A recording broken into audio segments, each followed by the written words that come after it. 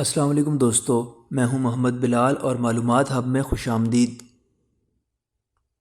جس طرح آپ ارطغرل غازی کے کچھ سیریز اور کلش عثمان کے سیزن 1 اور 2 میں دھندار بے کا کردار دیکھتے آئے ہیں، کہیں پر ان کی بہادری، جانثاری اور عظمت دکھائی گئی ہے تو کہیں پر ان کی بزدلی اور غداری دکھائی گئی ہے۔ سیزن 2 میں دکھایا جاتا ہے کہ عثمان غازی انہیں قتل کر دیتا ہے۔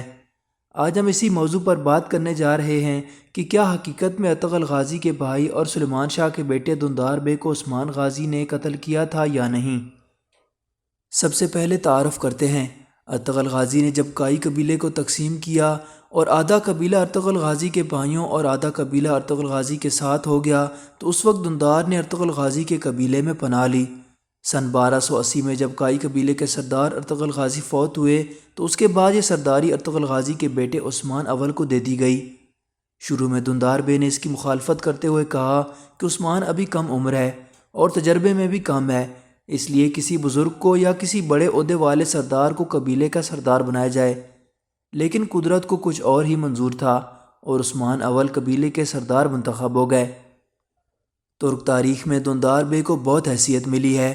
بعض ترک تاریخ دان یہ لکھتے ہیں کہ دھندار ارطغرل غازی کا ایک جانثار اور نڈر کمانڈر تھا جس نے بے شمار جنگوں میں حصہ لیا اور عثمان غازی کے ساتھ بھی بہت دفعہ فتح حاصل کی۔ عبد الرحمن غازی اور ترگت کے ساتھ یہ مختلف محاذوں پر بھی لڑتے رہے۔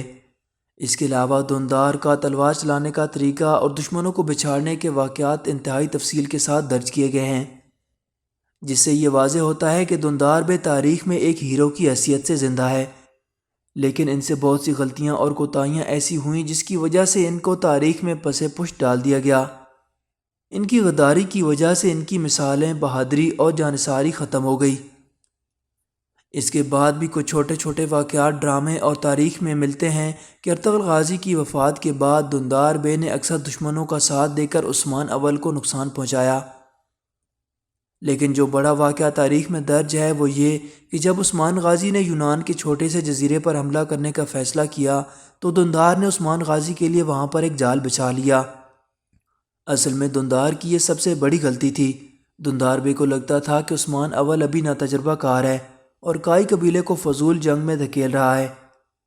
دھندار بے نے جال بچھایا اور سوچا کہ عثمان اول کا تختہ الٹ دے گا اور جو کام وہ اتنے سالوں سے نہیں کر سکا اب کرے گا، اس کو موت کے گھاٹ اتار دے گا۔ لیکن جال ناکام ہوا اور عثمان اول کو دھندار کی سازش کے بارے میں تفصیلی معلومات مل گئیں۔ کچھ کتابوں میں یہ بھی ملتا ہے کہ عثمان غازی نے صرف دور اندیشی سے کام لیتے ہوئے اپنے چچا کو قتل کر دیا، لیکن کچھ میں یہ واقعہ ملتا ہے کہ جب اس نے جال بچھایا تھا تو عثمان غازی مجبور ہوئے، پھر انہوں نے انہیں قتل کر دیا۔ اس کے بعد اس بات پر بھی اختلاف ہے کہ عثمان اول نے اپنے چچا یعنی غدار کو قتل کیا یا پھانسی دی، یا جو بھی کیا اس کے بارے میں تاریخ میں صحیح ذرائع موجود نہیں ہے۔ لیکن اگر مجموعی طور پر دیکھا جائے تو دھندار بے کو عثمان غازی نے ہی قتل کیا تھا اور اس کے بعد غداری کی یہ داستان بھی ختم ہو گئی۔ دوستو، امید کرتا ہوں آپ کو یہ ویڈیو پسند آئی ہوگی۔ اگر آپ مزید ایسی ویڈیوز دیکھنا چاہتے ہیں تو چینل کو سبسکرائب کریں اور ساتھ موجود بیل آئیکن کو ضرور پریس کریں تاکہ آنے والی ویڈیوز کا نوٹیفیکیشن آپ تک پہلے پہنچ سکے۔